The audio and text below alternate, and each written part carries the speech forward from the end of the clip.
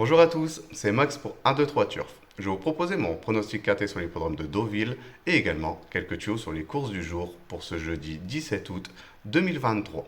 Mais avant ça, on va revenir sur mes résultats de mes pronostics de ce mardi 15 août 2023 qui était également sur l'hippodrome de Deauville. Et l'arrivée du KT, c'était le numéro 9, le 4, le 12, le 13 et le 15. Et malheureusement, il nous manquait le numéro 9 et le numéro 12 pour avoir quelque chose dans ce KT.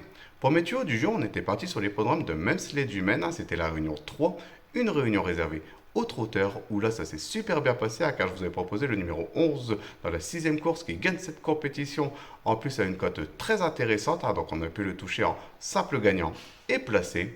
Et également le numéro 10 dans la 8e course, que lui il prend la 3e place de cette compétition, donc on a pu le toucher en simple placé, et le ticket report qui est également passé. On va revenir sur mon pronostic KT sur l'hippodrome de Deauville pour ce jeudi 17 août 2023. C'est la réunion 1, course 4. Un départ prévu à 18h pour le prix de Belle-Roi réservé aux galopeurs de 3 ans sur les 1500 mètres de la PSF, donc la piste en sable fibré. C'est une corde à droite. Ils sont 16 partants pour cette première épreuve d'handicap de catégorie divisée. Et mes deux bases, ça sera le numéro 10 et le numéro 9. Donc de les jouer en couplet gagnant placé et également en 2 sur 4 pour assurer ses arrières. Pour mes couplets gagnants placés en champ réduit de façon coupée, on va récupérer ma première base, donc le numéro 10, et je vais l'associer avec le numéro 16 et le numéro 8. Je vais faire exactement la même chose avec ma deuxième base, donc le numéro 9, et je vais également l'associer avec le numéro 16 et le numéro 8.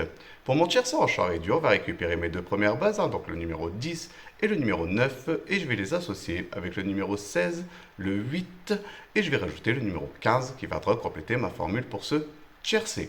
Pour mon quintet unitaire, on va récupérer mes chevaux, donc le numéro 10, le 9, le 16, le 8, le 15, et je vais rajouter le numéro 11 en cheval de complément en cas de non partant dans ce quintet.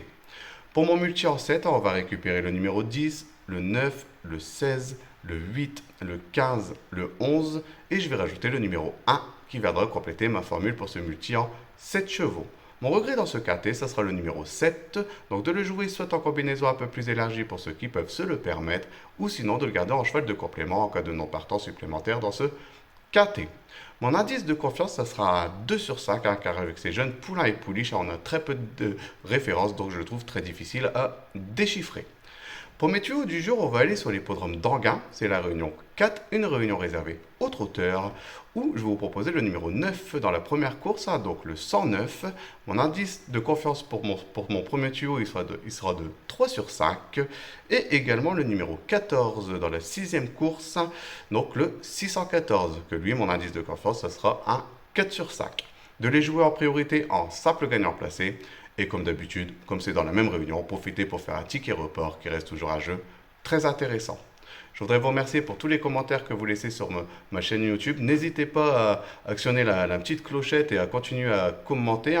Et dites-moi également si l'indice de confiance sur mes tuyaux du jour vous satisfait. Comme ça me permettra de savoir si je dois continuer ou pas. Sinon, je vous dis à demain pour mes nouveaux pronostics.